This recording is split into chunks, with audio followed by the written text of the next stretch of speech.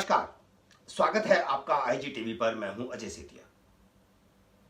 Corona virus का संकट पूरी दुनिया में है और इसके साथ आ गया है पूरी दुनिया में आर्थिक संकट। उसका असर भारत में भी है क्योंकि सारे प्रोडक्शन बंद हैं, सारी उद्योग बंद हैं, व्यापार बंद है, दुकान बंद है, यातायात बंद है। ऐसे समय में जरूरत है देश की जनता को राहत पहुंचाने की। इसी संकट काल में प्रधानमंत्री नरेंद्र मोदी कई बार राष्ट्र को संबोधित कर चुके हैं।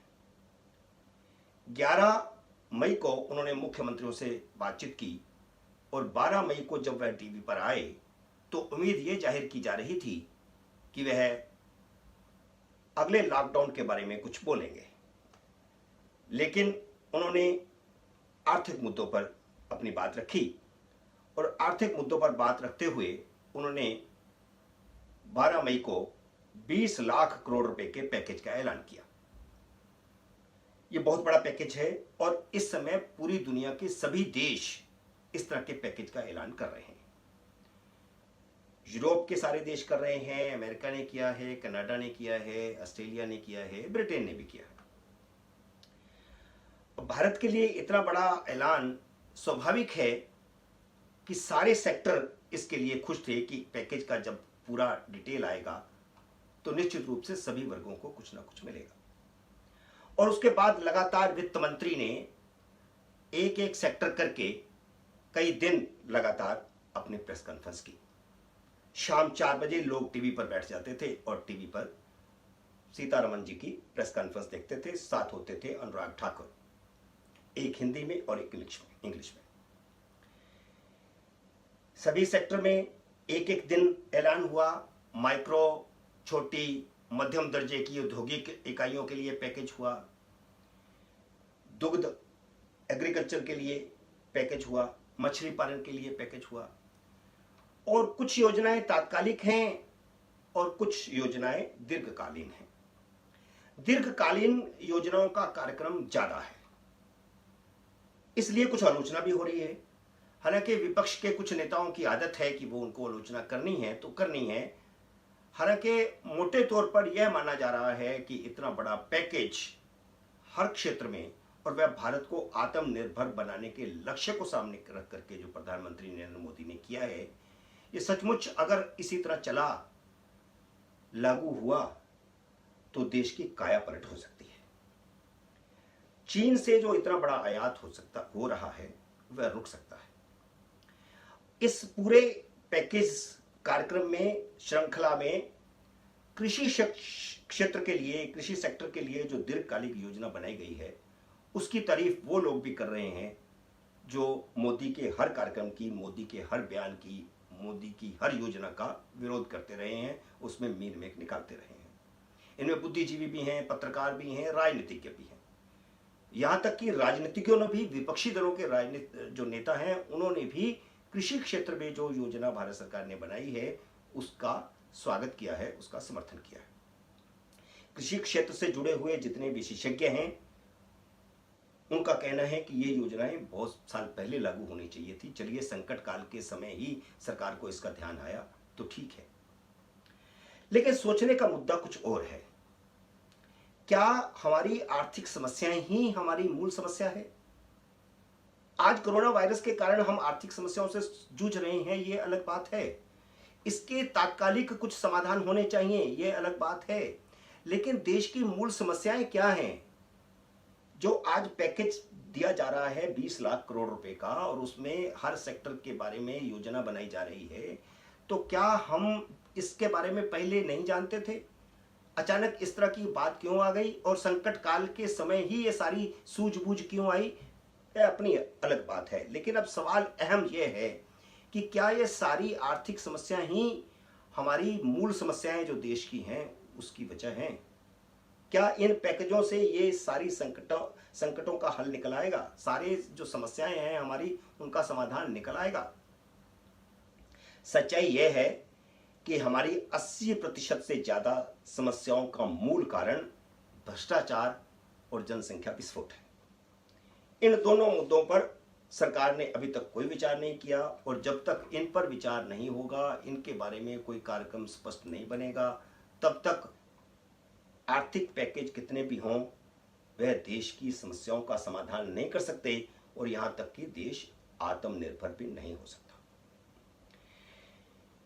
यह भी एक कड़वा सच है कि संसद और विधानसभाओं में इन दोनों समस्याओं को लेकर के खूब आरोप प्रत्यारोप तू मैं होता रहता है, लंबे समय से देख रहे हैं। मैं भी करीब 25 साल से पार्लियामेंट को कवर कर रहा हूं, और मैं इसको लगातार देख रहा हूं कि हर सेशन में भ्रष्टाचार पर बातचीत होती है, हर सेशन में कृषि समस्या पर बातचीत होती है, लेकिन किसी का समाधान नहीं निकला। जनसंख्या पर भी अनेक बार बात हो चुकी है, अनेक बार अनेक नेताओं ने, बल्कि अब नहीं, पिछले 35-40 साल से लगातार जनसंख्या को लेकर के बात हो चुकी है। और आपको ध्यान होगा 1975 में भी एक बड़ा मुद्दा बना था जनसंख्या। इमरजेंसी के दौरान जो जबरी नसबंदी की गई वो बढ़ती हुई जनसंख्या के विस्फोट को रोकने के लिए की गई थी। इसके बावजूद कि संसद इन सब मुद्दों पर, जो दो मुद्दे मैंने बताए हैं, भ्रष्टाचार और जनसंख्या, इन पर अनेक बार विचार विमर्श करने के बाद, अनेक बार सरकार की तरफ से वादा किए जाने के बाद कि कुछ करेंगे, होता कुछ नहीं। सरकारी बाबू भी समस्याओं का स्थायी समाधान करने की बजाय अस्थायी समाधान करते हैं। वह सरकार के सामने, मंत्रियों के सामने इस तरह के फार्मूले बना करके लाते हैं जिससे हर चीज का अस्थायी समाधान हो, तात्कालिक समाधान हो, स्थायी ना हो। हालांकि आज जो प्रधानमंत्री नरेंद्र मोदी की तरफ से योजनाओं का ऐलान किया गया और उसके बाद वित्त मंत्री ने लगातार जो सीरीज में योजनाएं बताई, वह दीर्घकालीन समाधान है, वो बात सही है। लेकिन कृषि क्षेत्र को अगर हम छोड़ दें तो यह आर्थिक पैकेज भी अस्थायी समाधान है। बाकी सारी योजना भ्रष्टाचार की भेंट चढ़ जाएगी, कुछ मुट्ठी भर लोगों को फायदा होगा। मोदी देश को आत्मनिर्भर बनाने की बात करते हैं, और उधर खबर यह आई है कि कोरोना वायरस का टेस्ट करने के लिए जो किट बनती है वह स्वदेशी किट बन चुकी है, और दिल्ली के आसपास ही 2-3 जगहों पर बन चुकी है। छोटे उद्योगपतियों ने उसको तैयार कर लिया है। उस किट को सरकार को बेचने के लिए उद्योगपतियों के कुछ दिन में तारे नजर आ गए। यह खबर छपी, अखबार में आई, साफ साफ उद्योगपतियों की तरफ से कहा गया, और भाजपा के एक एमएलए, भारतीय जनता पार्टी के एक एमएलए ने इस बात का खुलासा किया कि जिन उद्योगपतियों ने यह स्वदेशी किट तैयार की है उन्होंने सरकारी दफ्तरों के चक्कर लगा लिए, थक गए, उनसे 40% कमीशन मांगा जा रहा है। इसलिए मैंने कहा कि देश की जो बड़ी समस्या है जिसका समाधान जरूरी है वो है जनसंख्या विस्फोट और भ्रष्टाचार। अब ऐसे समय में जब सारी दुनिया चाइना से और दूसरे देशों से कोशिश कर रही है कहीं से किट मिल जाए, और हमारे देश के अंदर देश के उद्योगपति उस किट को बना चुके हैं, तो सरकार लेने को तैयार नहीं है, उसके लिए 40% कमीशन मांगा जा रहा है। इसलिए मोदी जितनी कोशिश कर लें, जब तक वे नौकरशाही के अधिकार कम करके सीधे जनता को अधिकार नहीं देंगे, तब तक भारत आत्मनिर्भर नहीं हो सकता। हमारे उद्योगपतियों में क्षमता है कि वे भारत को आत्मनिर्भर बना सकते हैं। जैसे किसानों ने देश को खाद्यान्न उत्पादन करके आत्मनिर्भर बनाया, वैसे उद्योगपति भी बना सकते हैं। लेकिन किसानों से भ्रष्टाचार का कोई साधन नहीं था ब्यूरोक्रेसी के पास, इसलिए भारत हमारा कृषि के क्षेत्र में आत्मनिर्भर हो गया। लेकिन उद्योगपतियों के साथ प्रॉब्लम है कि हर बात के लिए उन्हें सरकारी दफ्तर में जाना पड़ता है, सरकारी बाबू का दरवाजा खटखटाना पड़ता है, उसके सामने गिड़गिड़ाना पड़ता है, उसको रिश्वत देनी पड़ती है, और उस रिश्वत का भार उसकी कीमत पर पड़ता है। रिश्वत का ऐसा डंडा चलाती है यह ब्यूरोक्रेसी कि चीन के उत्पादकों के सामने हमारी भारत की बनाई हुई कीमत टिक नहीं पाती। उद्योगपति इतनी रिश्वत पहले दे चुके होते हैं कि उसके बाद जब वो माल अपना मार्केट में लाते हैं तो निश्चित रूप से उसको थोड़ा मार्जिन रख करके अगर बेचते हैं तो भी चीन के मुकाबले पे हमारा कोई भी उत्पादन खड़ा नहीं होता। इसलिए भारत आत्मनिर्भर कैसे हो सकता है? जब तक भ्रष्टाचार को लेकर के नरेंद्र मोदी कोई बड़ा कदम नहीं उठाएंगे, डंडा नहीं चलाएंगे, तब तक कुछ नहीं हो सकता।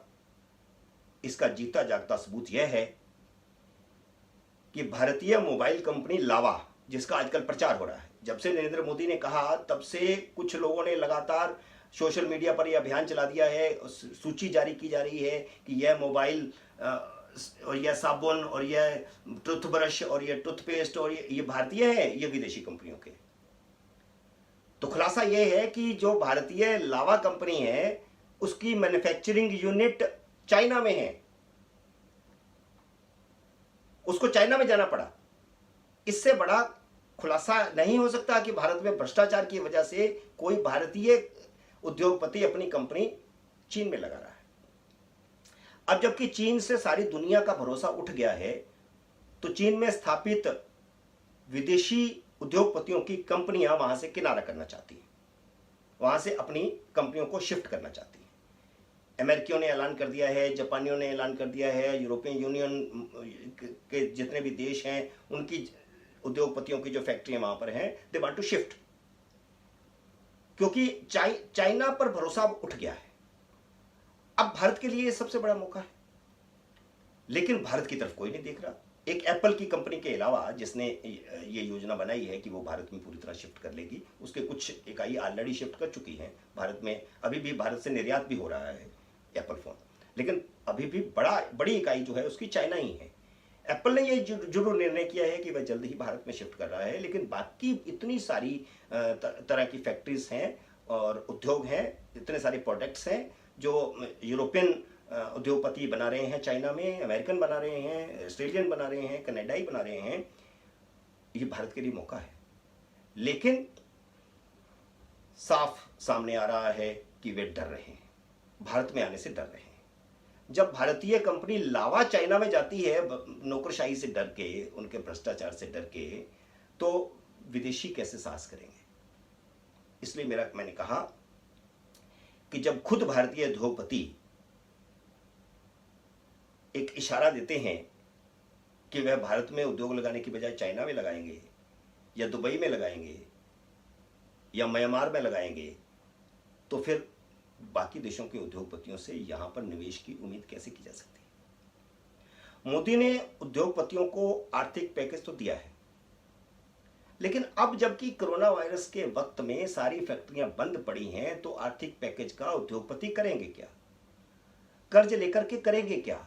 उनके पास जब माल का प्रोडक्शन नहीं हो रहा, सेल नहीं हो रहा, लेबर नहीं है, तो ऐसे समय में कर्ज को बढ़ाना और उसका ब्याज बढ़ाना, इस आर्थिक पैकेज का इस समय कोई मतलब नहीं।